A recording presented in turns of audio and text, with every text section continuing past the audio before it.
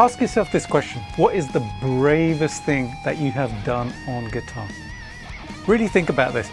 What's the bravest move that you have made on guitar? Fast picking,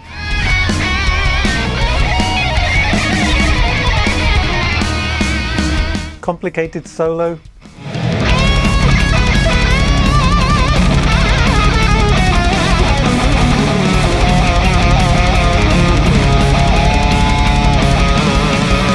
sweep picking,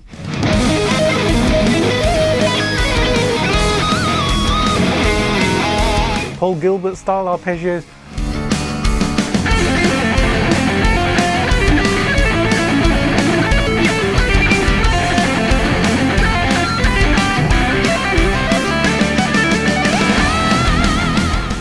What's the one thing that was really brave of you to do? I'm going to bust this myth in a second because it's none of those. A couple of weeks ago I was having a lesson with one of my students, Robert Andrade, and he's an awesome guy, a really great student of mine and one of my YouTube members as well. If you'd like to check out the YouTube membership, then go and check out the join button below, and you'll get some behind the scenes stuff as well.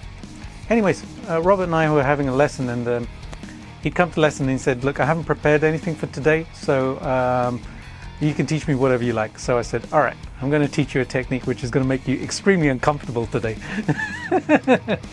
And you know, I was doing most of the playing. He was feeling uncomfortable. Seriously, he was. And he really enjoyed the lesson, and he really absorbed what I was telling him about the bravest move that I have learned about on guitar. Now, it's not a complicated technique, but the way you do it has to be very precise. I actually learned this from Andy Timmons. Now, of course, Andy Timmons is just a monster guitar player. Every single note that he plays has a meaning.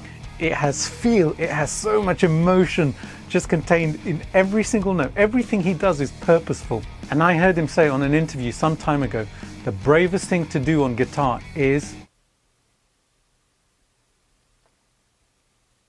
just hold a note. Let that sink in for a second. And yes, I did pause for dramatic effect and to emphasize the point.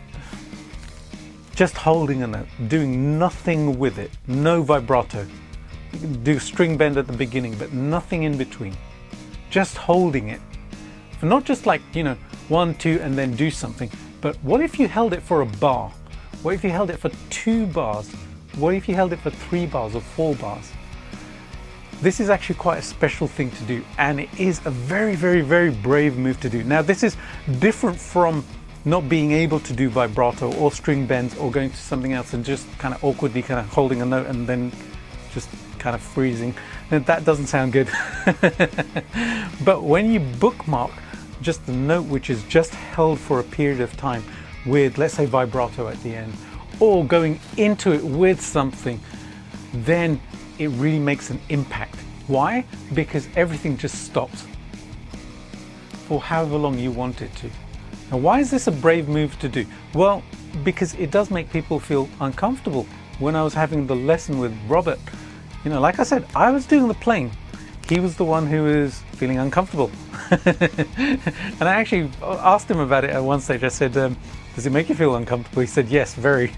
And he said, you're playing, but I'm kind of sitting here kind of squirming in my chair and just, yeah, it feels really uncomfortable. And then I got him to do it as well. And it was actually quite a revelation for him to do, because when you hold a note, certain things happen with the note. I obviously play with a lot of overdrive, and when I give you some examples later on and show you a track at the end, you'll hear how the note evolves. This is the thing I really love about holding a note. When you just kind of bend up a note and just hold it there, and then you listen to what it is going to do and how it is changing as you're holding it. You're doing nothing with the note, but the guitar, the amp, everything that you're playing through, your delay, your effects, they're all going to be having an effect on what you're doing. The great thing about overdrive is that you hold a note like that, if it's high gain and there's a speaker nearby, then it's going to start feeding back a little bit and doing wonderful things. So do that, try it. Just hold a note, see how long you can hold it. Play along to a backing track and just grab a note and see how long you feel comfortable holding it for. Just holding it, doing nothing else but holding it. You know, whether it's just a single note without a bend, whether you bend into the note, it doesn't really matter. The important thing is just to hold a note. Like Andy said, it's a really brave thing to do, because also you're left completely and utterly exposed. That's a single note doing nothing. When we do vibrato on a note, it's doing something, it's traveling, it's going somewhere. There's an oscillation involved, modulation, etc., etc. So whoever's listening to it is actually perceiving what you're doing with the note. But as soon as you just hold it, you're completely and utterly naked. I think there have been bands who have played completely and utterly naked, which is an extremely brave thing to do. I haven't done that, by the way, and I have no intention of doing that either. But holding a note is such a wonderful thing. And if you think about it in the context of rock music, especially, you know, there's a lot going on. You know, there's vibrato going on, pinch harmonics, slides, fast licks. As soon as you put a hold on the note, then it basically slows everything down. It kind of like just puts a stop. That's it. And then you carry on again. That has a dramatic effect. It has an impact. It actually adds something to your music. So again, like I said, try this out, because it is a fantastic technique to use. I use it all the time. I do it without even thinking about it, and I have done it for years.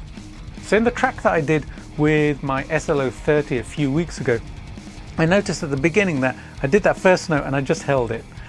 And honestly, I was just standing here and just listening to it and thinking, this amp sounds so good. And I was listening to how the note was changing, and it just had this beautiful texture. Now, I'm going to show you how long I actually held that for. So let's check it out.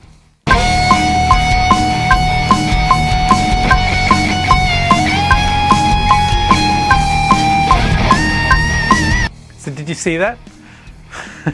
I actually held it for 8 beats, 2 bars, 2 full bars initially.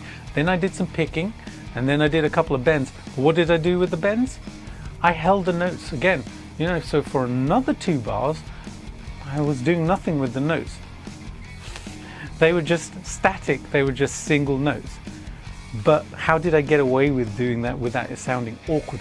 Well, after that, I brought the note down and I did vibrato on it. So, you know, my other techniques support me doing just static notes. If I wasn't able to do vibrato very well, then it would kind of sound like I just stopped.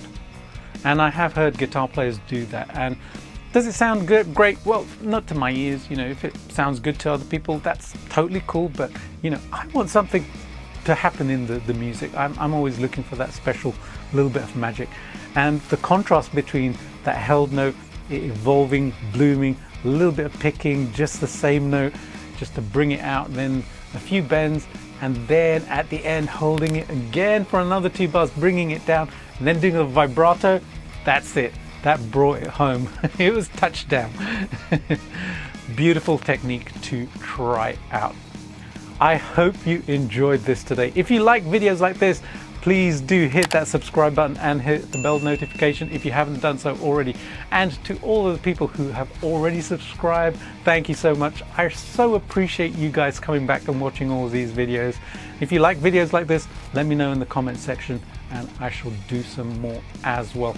Also, huge shout out and thank you to my Patreon and YouTube member supporters. So much appreciated. If you guys would like to check out Patreon and YouTube members and see some behind the scenes stuff, then I shall leave links in the description box below. Have a fantastic day. Here is some music for you with some held notes.